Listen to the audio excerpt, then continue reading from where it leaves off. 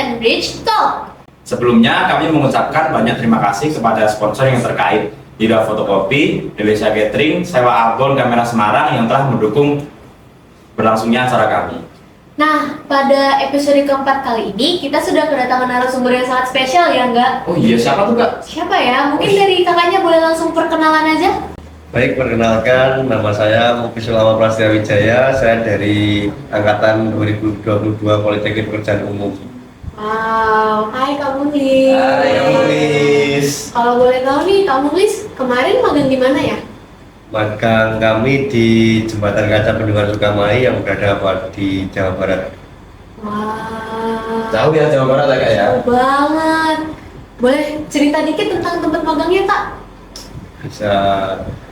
Pada saat kami magang selama 6 bulan di Jembatan Kaca Bendungan Sukamai kemarin, kami mendapatkan banyak wawasan, banyak pengalaman baru yang sebelumnya belum pernah kami dapatkan pada saat di bangku perkuliahan Politeknik Pekerjaan Umum ini. Kira-kira apa tuh Mas yang hal-hal baru yang di tempat magang itu yang beda banget dari selama perkuliahan, apa yang membuat beda dari magang dan perkuliahan itu apa ya? Ya, pada saat kita di perkuliahan itu kita belajar tentang misalnya perhitungan hal dasar yang basic-basic.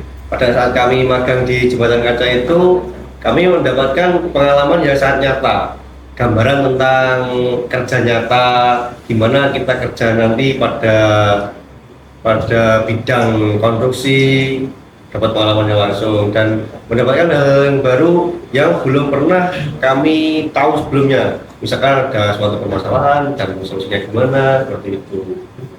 Ngomong-ngomong soal kerjaan nih Kak, kemarin tuh pada saat kakak berada di proyek jembatan kaca, job desk kakak itu apa aja ya?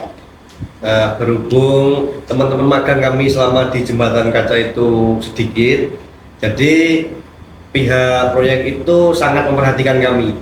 Jadi selama saya magang di Jembatan Kaca itu di rolling bahasanya itu. Jadi setiap 2 minggu sekali di bagian QC misalnya, selanjutnya di rolling lagi ke bagian teknik, bagian operasional. Jadi kami merasakan semua divisi yang ada pada proyek Jembatan Kaca tersebut. Nanti dibagi rata ya Oh enggak? iya, berarti kurang lebih sama apa yang dikatakan oleh Pak Rikal tadi ya. Kalau misal besok kita sama mentor kita itu disuruh mengambil pekerjaan atau mengambil job sesuai dengan apa yang telah kita diajarkan dulu di Betul sekali. materi perkuliahannya. Betul sekali. Nah Kak, kalau boleh tahu keterampilan teknis apa yang kakak dapatkan selama magang kemarin? Ya mungkin tidak jauh dari pada saat kami kuliah. Contoh kalau di divisi teknik kami mendapatkan banyak pelajaran tentang misal aplikasi SketchUp di SAP 2000 seperti itu. Pada saat kami di operasional ikut divisi pelaksana itu mendapatkan hal-hal baru tentang penjadwalan seperti MS Project seperti itu. Berarti rata-rata apa yang kita pelajari di bangku perkuliahan ini bisa kakak terapkan ya? Sangat pada saat bisa, magang? sangat bisa diterapkan.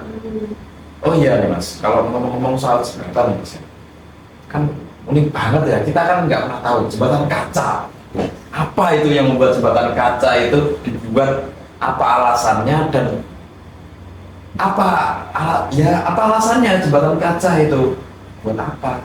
Latar belakangnya Jembatan Kaca itu dibuat sebenarnya buat destinasi wisata di wilayah Jawa Barat sana kan. Jembatan Kaca ini di bawahnya Puncak Pas, dalam artian dekat Puncak Pas di Kecamatan Megamendung, Kabupaten Bogor. Ya. Dan sebenarnya dibuatnya Jembatan Kaca ini buat menambah destinasi wisata yang ada pada puncak itu, yang kebetulan cuacanya di sana sangat mendukung. Oh iya. Dibuat untuk wisata berjalan kaki saja. Dan di situ bukan hanya jembatan sebenarnya, di situ banyak kayak glamping, terus villa-villa gitu. kalau ngomongin soal jembatan kaca kan pada pikiran gitu tuh pasti kayak something yang kompleks gitu kan Kak. Iya. Kalau dari kakak kemarin mungkin pernah terjadi masalah Kak pada saat magang atau ya problem yang sering terjadi pada kakak lah, dan bagaimana cara kakak mengatasinya?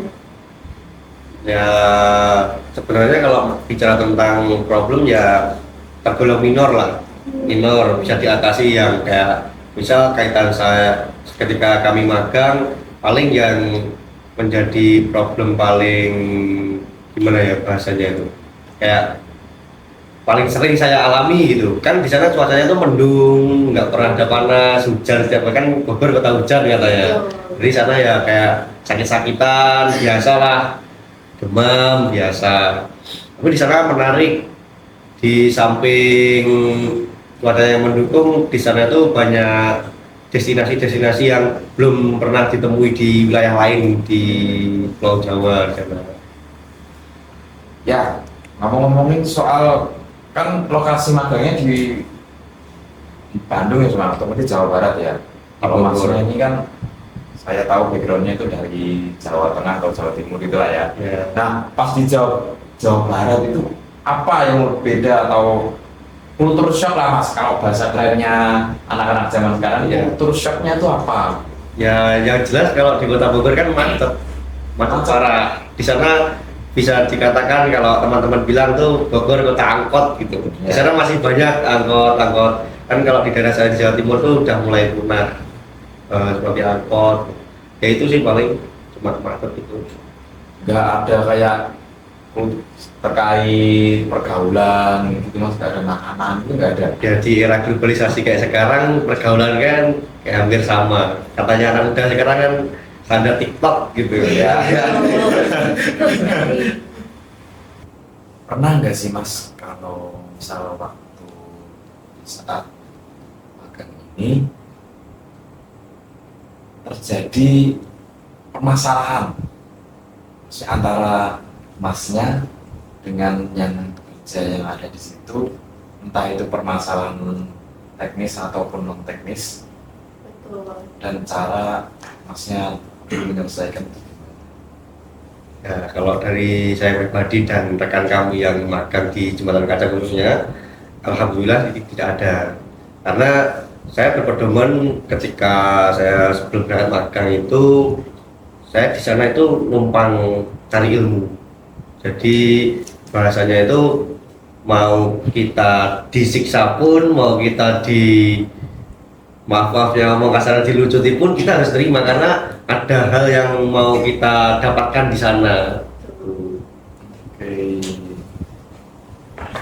Kalau dari kakak, apakah ada output yang bisa kakak dapatkan dari magang kemarin? Mungkin seperti kayak hal-hal yang bisa kakak terapkan kepada karir kakak ke depannya, dan apakah ada pesan untuk kami yang akan magang di tahun depan nanti? Ya, output pada saat setelah selesai magang, kami sangat mendapatkan pembelajaran. Jadi deg-degannya kami sebelum kerja sudah hilang. Jadi nanti semisal kita melamar pekerjaan di sebuah proyek ikut di owner gitu, kita udah nggak deg-degan lagi, karena deg-degannya udah kita ambil pada saat kita pertama berangkat magang di Jembatan Kaca itu. Nah dulu kan gimana bayangan kita hari pertama itu ngapain, di sana itu kerjanya ngapain aja, seperti itu kan kita masih bingung tuh. Jadi kita udah mengalami hal itu. Jadi semisal kita nanti melamar pekerjaan dan alhamdulillah diterima di instansi tersebut, jadi kita udah punya gambaran nanti kerjanya seperti ini. Di dalam proyek itu ada divisinya, ada ini. Kalau ikut divisi ini tuh sudah pernah ngalamin lah, jadi nggak bingung lagi. Semisal paling ntar ada hal-hal yang intens yang belum kita ketahui tentang perihal, entah itu rumus, entah itu apa kaitannya sama yang belum kita ketahui pada saat magang, kan itu bisa sambil jalan. Dalam artian teman-teman rekan-rekan kerja kita nantinya tidak mengajarkan kita dari nol lagi gitu, tinggal memandu untuk menjadi lebih expert gitu bahasanya. Berarti pada saat kita magang nanti kita bakalan banyak diasah ya enggak? Iya. Oh ya, ngomong-ngomong soal perusahaan nih Kak, Kalau Masnya ini kan di Wika ya, Wika ya, Mas? Ya, Jakarta. Apa yang membuat Wika itu beda dari yang lain? Menurut kami pada saat ikut di proyek pembangunan jembatan kaca Bendungan Sukamai yang kebetulan dilaksanakan oleh PT Wijaya Karya, saya jujur kaget. Sebelumnya di proyek-proyek yang saya pelajari, saya lihat zaman dulu-dulu, misal kita lihat lewat di pinggir jalan seperti itu kan, dulu-dulu proyek itu gimana ya? Lebih ke arah kayak kecelakaannya masih banyak, kurang aman seperti itu. Nah kebetulan pada saat kami magang di jembatan kaca itu, proyek Wijaya Karya itu sudah jauh beda daripada zaman dahulu. Jadi proyek Wijaya Karya itu, PT Wijaya Karya itu sudah menerapkan, mengimplementasikan prinsip K3-nya dengan baik dan aman seperti itu. Jadi tidak ada, dari ilmu yang kami peroleh, tidak ada yang sebanding dengan nyawa seseorang namanya. Entah itu bangunan megah sekalipun, entah itu untung banyak pun, tidak ada yang sebanding dengan nyawa satu orang dan seperti itu. Tiganya sangat diterapkan. Sangat ya. diterapkan, sangat baik. Mungkin apakah ada pesan untuk teman-teman yang bakalan magang nanti Kak? Kalau dari Kakak? Nah, pesan-pesan untuk teman-teman yang nantinya mau berangkat magang tahun depan, ya sebaiknya teman-teman mempersiapkan diri. Jangan terlalu banyak mikir gimana nantinya pada saat magang, apa yang terjadi. Terus kalau teman-teman itu pesimis dengan soft skillnya, sebaiknya jangan dipikirin. Sebaiknya asah kemampuan kalian tentang entah itu wawasan, entah itu soft skill, entah itu pengetahuan. Jadi fokus mengasah aja, jangan terlalu mikir nanti gimana ya di sana, nanti kami nggak bisa apa-apa ya, jangan seperti itu. Fokus aja. Jadi jangan terlalu banyak mikir hal yang belum tentu terjadi seperti itu. Malah itu menghambat pembelajaran kita seperti itu. Pesan kami. Ini Mas, kalau kan tadi ngomongin soal persiapan ya.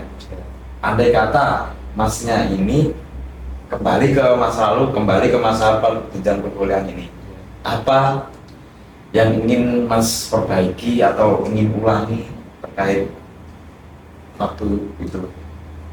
Banyak, jujur banyak. Jadi kalau ya waktu kan nggak bisa diputar kembali. Ya. Jadi berandai-andai, semisal waktu itu bisa diputar kembali, saya pribadi nih, saya cerita saya perjalanan perkuliahan saya selama di Poltek PU. Saya pribadi pengen mengulangi dari semester 1 sampai semester 5 itu dengan yang pertama memperhatikan setiap pembelajaran. Jadi sebenarnya banyak perbedaan pembelajaran di Politeknik PU dengan prodi-prodi maupun fakultas teknik yang lain sebenarnya. Cuman saya merasa kurang untuk memperhatikan. Jadi semisal ada teman-teman 2022 itu yang memperhatikan dari 0 sampai 100-nya itu expert. Baik itu pengetahuan, baik itu soft skill, expert. Jadi saya merasa tertinggal seperti itu. Jadi rugi. Banyak pembelajaran di Poltek PU itu yang bisa diakses secara gratis, dan itu kalau pelatihan di luar biayanya sangat fantastis, itu teman-teman memanfaatkan seperti itu. Dan saya pribadi jujur tidak terlalu memperhatikan zaman dulu. Ya yang namanya nyesel kan pasti di belakang Ya. seperti itu. Betul sekali. Ini Kak, tadi kemarin kan sempet nih, kami lihat itu beberapa foto dari jembatan kaca. Boleh nih bagi-bagi sedikit terkait jembatan itu, apa hal yang nggak kami tahu, bisa tahu dari gambar-gambar Masnya itu, atau progres-progres yang lain yang bisa di-spillkan sedikit-sedikit. Oke. Boleh dong Kak, diceritain dikit-dikit. Mungkin ini hasil dari pembelajaran kami pada saat magang. Ya. Semua mahasiswa magang itu dipelajarin tentang pemodelan 3 dimensi seperti ini menggunakan aplikasi SketchUp dan dirender menggunakan apa itu, V-Ray. Oh, Vire, Ya. ya. Jadi gambar-gambar tersebut sebenarnya gue diajukan ke pihak owner untuk disetujui finish coatingnya. Jadi sebelumnya ada 3 rencana. Yang pertama itu warnanya abu-abu, kok terlalu monoton, lalu dibuat percobaan warna merah putih seperti ini. Lalu kemudian dicoba lagi menggunakan warna khas Kota Bogor. Warnanya kalau nggak salah itu hijau kayak hijau pohon pisang seperti itu. Oh, Kemudian yang paling cocok, yang enak dipandang dan disetujui owner kebetulan warnanya merah putih seperti ini. Ya kurang lebih gambarannya jembatan nanti seperti ini. Ini belum ditampilin karena belum dibuka lahan sama sekali terkait bangunan penerima kayak loket gitu. Jadi sebelum itu gambar yang kanan bawah itu, sebelum gambar kanan bawah itu ada loket kayak bangunan penerima. Jadi bangunan setelah parkiran ada pengunjung yang mau masuk lewatnya situ. Lalu setelah itu masuk pada gambar gitu yang kanan bawah itu, yaitu counterweight gitu. Nanti di sisi-sisi counterweight itu sebelum abutmen nanti dibuat tangga plaza seperti gini. Jadi dari counterweight itu kanan kiri terus masuk seperti ini sebelum masuk ke jembatan kacanya. Kurang lebih pertemuannya dari samping itu di sebelah setelahnya abutmen itu. Oh iya Mas, kalau Masnya nih ya, kalau datang ke proyek itu pastinya kan ada progres ya Mas ya, terkait proyek itu. Ketika Masnya masuk itu berapa persen, dan ketika Masnya itu keluar berapa persen? Ya pada saat kami masuk di bulan Januari itu progres pembangunan jembatan kaca Bendungan Sukamahi ini kurang lebih masuk di 15%. Jadi masih di pekerjaan burpel, saya masih ngerasain di sana. Jadi alhamdulillah kebetulan itu kami magang di jembatan kaca Sukamahi selama 6 bulan, menyaksikan dan belajar dari hal yang paling dasar fondasi burpel sampai struktur atas itu masih ngalamin. Cuman dari bangunan atas, semisal pemasangan pilon tadi bisa dilihat pada gambar tadi kan ada pilon yang seperti ini. Itu pilon baja. Yang lainnya kan pakai struktur beton itu. Untuk yang pilon P1 itu pakai struktur baja di situ. Nah, pada saat kami selesai magang itu baru dimulai pemasangan erection pilon P1 itu, baja itu. Jadi kami selama di sana ngalamin burpel, terus pekerjaan footing, pekerjaan counterweight, pemasangan angkur itu yang buat narik kabel. Counterweight itu yang buat narik kabel antara ujung dan ujungnya itu. Terus pembuatan abutmen itu kami ngalamin. Jadi belajar banyak lah pada saat di proyek itu. Bisa dibilang kamu di sini dapat mengalami dari awal sampai hampir akhirnya ya. Iya, ya apalagi kan itu hal yang unik ya, jembatan kaca itu. Apa itu?